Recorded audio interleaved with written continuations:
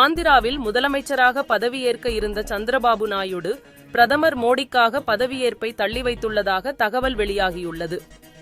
ஆந்திராவில் சந்திரபாபு நாயுடு தலைமையிலான தெலுங்கு தேசம் கட்சி அமோக வெற்றி பெற்று ஆட்சியை கைப்பற்றியது.